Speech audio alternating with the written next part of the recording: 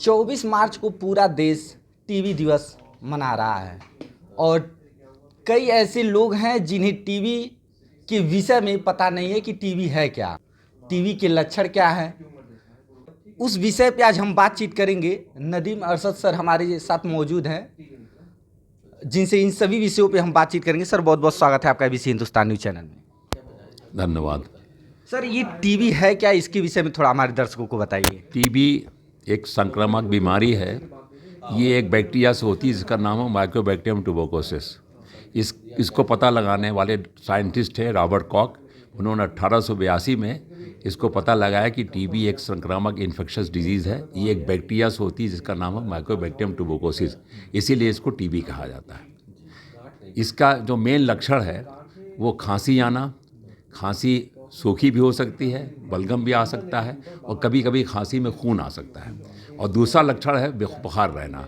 अक्सर बुखार टीबी का देखा गया, हल्का बुखार होता है 100 के आसपास। शाम को जब मरीज़ देखता है, बढ़ता उठता है, एक्सरसाइज चलता फिरता है तो शाम को थोड़ा बुखार और बढ़ जाता है।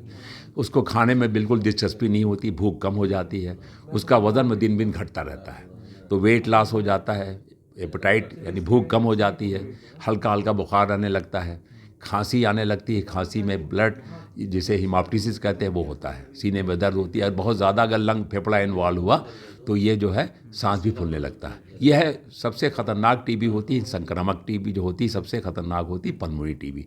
वैसे टीबी तो कहा जाता है कि नाखून और बाल को छोड़ के किसी भी पार्ट बॉडी के किसी भी अंग में ये ग्रसित कर सकती है, कोई भी पार्ट इन्वॉल्व हो सकता है। टीबी सब पार्ट्स में होती है और सभी उम्र में हो सकती है। बच्चों में भी होती है, वृद्धावस्था में होती है, मेल में भी होती है, फीमेल में होती है, हर एज में पाई जाती है। नाखून और अगर बाल को छोड़ दिया जाए तो बॉडी के हर अंग में ये टीबी ग्रसित हो सकती है, इन्वॉल्व हो सकती है। तो सिम्टम सबसे चूँकि जो पल्मोनरी टीबी है ज़्यादा खतरनाक है। जब मरीज़ बोलता है या खांसता है या छींकता है तो उससे जो है टीबी के कीटाणु निकलते हैं, वो दूसरों में जाते हैं, जिससे दूसरे को टीबी हो सकती है। बाकी टीबी खतरनाक नहीं है, चाहे हड्डी की टीबी हो, चाहे गुर्दे की टीबी हो या पेट की टीबी हो, उतनी खतरनाक नहीं है जितनी कि इसमें डायरेक्ट एक्सपोजर होता है फेफड़े की टीबी। देखिए तो टीबी सर कितनी टाइप्स की होती हैं? यही मैंने बताया, टीबी 2 टाइप की होती है, एक पल्मोनरी और एक्स्ट्रा पल्मोनरी। पल्मोनरी माने फेफड़े की टीबी, एक्स्ट्रा पल्मोनरी माने फेफड़े के अलावा लिम्फ नोड हुई, पेट की टीबी हुई, आंत की टीबी हुई, हड्डी की टीबी हुई है, गुर्दे में टीबी हो जाती है, समझ गए, बोन टीबी हो जाती है।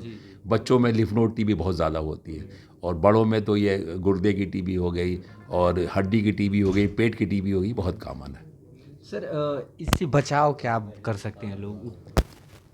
सबसे पहले तो टीबी के जो लक्षण हैं उसके हिसाब से मरीज़ को एक्शन लेना पड़ेगा। अगर खांसी आ रही है, बुखार हो रहा है, कहा जाता है किसी को 2 हफ्ते से ज़्यादा खांसी आ रही है और साथ में बुखार हो रहा, भूख नहीं लग रही है, वज़न भी कम होता जा रहा है और थकान सी लगती है, शाम को पसीना भी निकलता है सोते वक्त, तो फ़ौरन उसको पास के जो भी स्वास्थ्य केंद्र है या हॉस्पिटल है वहाँ जाके दिखाना चाहिए। और टीबी की जाँच पूरा फ्री है पूरे हिंदुस्तान में, पूरे क्या नाम भारत में टीबी की जांच फ्री है, टीबी का इलाज भी फ्री है। तो उसकी जांच फ़ौरन करा लें। एक्सरे सबसे कॉमन जांच होती है। अगर बलगम निकल रहा तो बलगम से टीबी के कीटाणु हैं कि नहीं पाया जा सकता है। अब तो जांच इतनी आसान हो गई है। पहले ज़माने में स्पूटम स्मीयर होता था, उसमें 60-70% मिलो पॉजिटिव होते थे। अब तो एक जाँच जो आई जिसको कहते हैं मॉलिक्यूलर टेस्ट, WHO ने 2 मॉलिक्यूलर टेस्ट जो है वो बताया है, जो 2010-12 से चल रहा है। एक है जीन एक्सपर्ट, वो 2 तरह की जांच बताता है। एक तो ये बताता है कि इस टीबी के कीटाणु है कि नहीं, टीबी उसके बलगम में है कि नहीं। दूसरे टीबी भी 2 तरह की टीबी की बीमारी भी और होती है। एक होती है सिंपल टीबी जिसको कहते हैं सेंसिटिव टीबी, जिसका इलाज 6 से 9 महीना 6 महीना करीब होता है और उसमें 100% ठीक हो जाती है। दूसरी होती है रेजिस्टेंट टीबी। रेजिस्टेंट टीबी जो इंपॉर्टेंट टीबी की दवाएं होती है, रिफामाइसिन और आनेज, 2 इंपॉर्टेंट दवाएं, अगर उससे रेजिस्टेंट हो जाता है तो उसको कहते हैं रेजिस्टेंट टीबी। उसका इलाज लंबा होता है, पहले तो 9 से 12 महीना होता है, लेकिन अब लेटेस्ट इलाज उसका भी 6 महीना हो गया है। तो ये जो जीन एक्सपर्ट टेस्ट होता है, लाइन प्रोब ऐसे दूसरा टेस्ट होता है, ये 2 चीज़ बताता है कि टीबी है कि नहीं और दूसरे किस टाइप की टीबी, सेंसिटिव टीबी है या रिफामाइसिन या आनेज रेजिस्टेंट टीबी है। तो इसका भी पता जांच से चल जाता है, उसी हिसाब से इलाज चलता है। अगर सिंपल टीबी है तो 6 महीना इलाज चलेगा और अगर रेजिस्टेंट टीबी है तो 6 महीने से लेकर के 20 महीने का इलाज चलता है। डिपेंड करता है कि कितनी टीबी के कितना फेफड़ा इन्वॉल्व है। अगर थोड़ा बहुत फेफड़ा इन्वॉल्व है तो 6 महीने का ट्रीटमेंट भी नया आ गया है रेजिस्टेंट केस के लिए। और बहुत ज़्यादा इन्वॉल्वमेंट है तो 9 से 20 महीने का इलाज है। अच्छा सर, नरेंद्र मोदी जी का एक स्पीच आया हुआ था, उसमें नरेंद्र मोदी जी ने कहा था कि 2025 तक भारत जो है टीबी मुक्त हो जाएगा। तो सर क्या लग रहा है 2025 तक भारत मुक्त हो पाएगा? उसी उद्देश्य हम लोग काम कर रहे हैं। इसीलिए अब टीबी को रोकथाम के लिए, भारत मुक्त होने के लिए हम लोग 2 तरह से काम कर रहे हैं। एक जो टीबी के मरीज़ हैं उनको हम लोग खोज करके उनका इलाज करके उनका पूरा क्योर कर रहे हैं। दूसरे टीबी के मरीजों के जो घर वाले हैं उनको कहते हैं हाउस होल्ड ट्रेसिंग कंटैक्ट।